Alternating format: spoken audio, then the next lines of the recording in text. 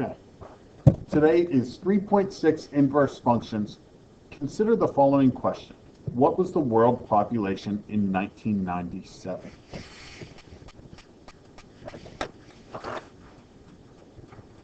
So looking at this chart or table, I should be able to see that in 1997, there was a population of 5.85 billion people in the world, right? What if I asked you what the population was in 2000?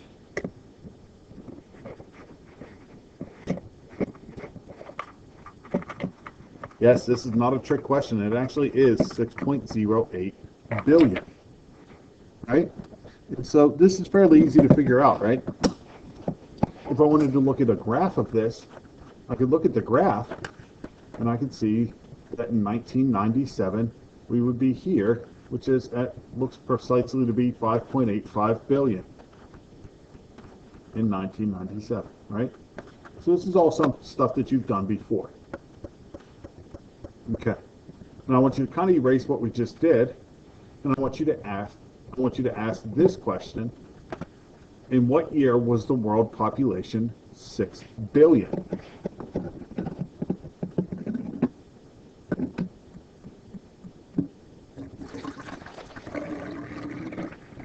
Yeah, in 1999, the world population was 6 billion. Now, what's the difference between the last table and this one?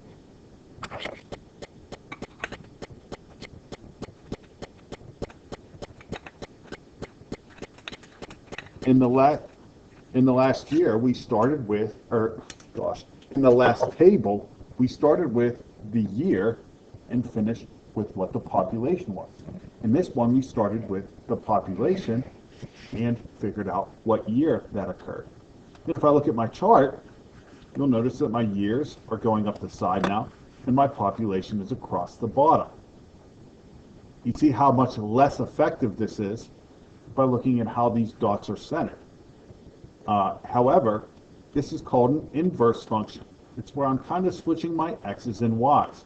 And if you remember that, then you will be good for this section. The result of exchanging my input and output values of a function is called an inverse relation. If the inverse is a function to start with, then it's called the inverse function. If the inverse is a function not to start with, we create an inverse function. The original does not necessarily have to be a function for there to be an inverse function.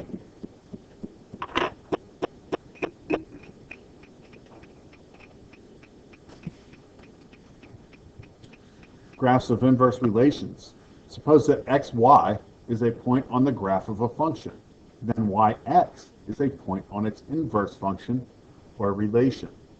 This fact can be used to graph the inverse of a function. Graphing an inverse relation.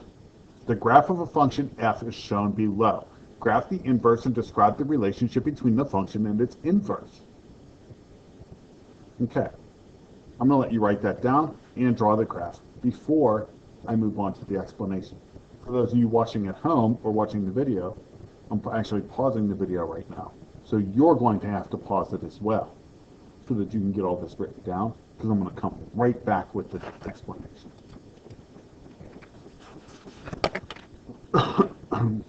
Excuse me. So basically what we have to do to find its inverse of this graph is to flip the order of these points. So -3, 9 would turn into 9, -3. So we're going to go out to 9 and down to -3. So that's going to be like right in here. Okay. So that's this point, 9, -3. All we did was flip these points. Then we have -2, 4. So that turns into 4, -2.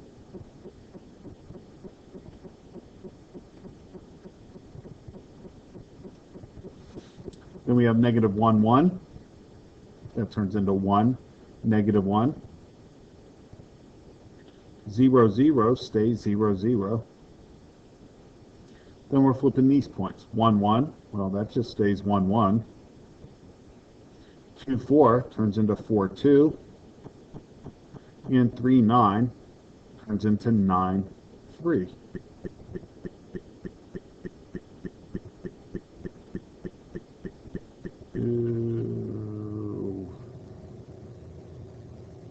So that side looks like that.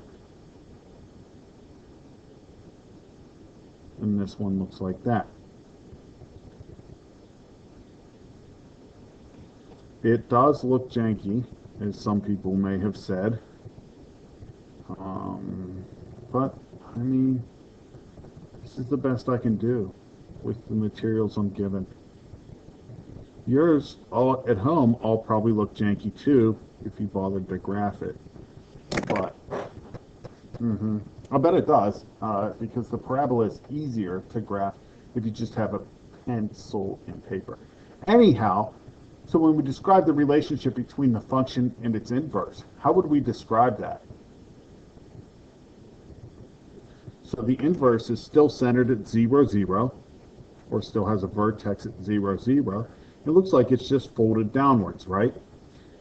Well, there's actually a way to describe this in a much better way. It's reflected over the line y equals x. So I actually take this top part and flip it across the line, and that's how I end up at y equals x.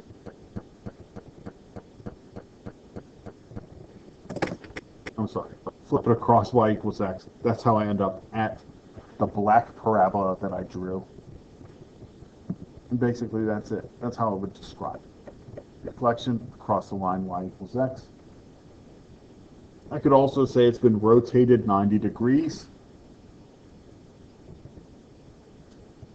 clockwise. But either one of those is fine.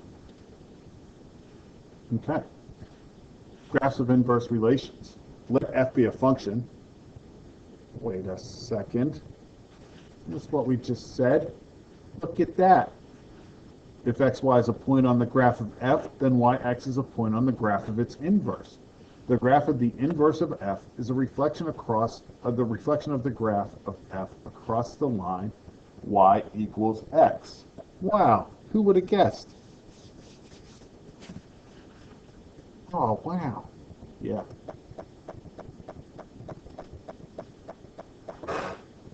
Correct. Graphing an inverse in parametric mode. Graph the function f of x equals 0.75, or 0.7x to the fifth, plus 0.3x to the fourth, minus 0.2x to the third, plus 2x plus 0.5, and its inverse in parametric mode. Write this down, and next time we are going to learn how to do this. Your homework tonight is going to be super simple. For the record, it'll be real easy. It'll literally be what we've done in our one example that we accomplished. So a lot of writing today, I get that, but it just had to be done. So anyways, have a good day. I'll see you all tomorrow, and good luck with the homework.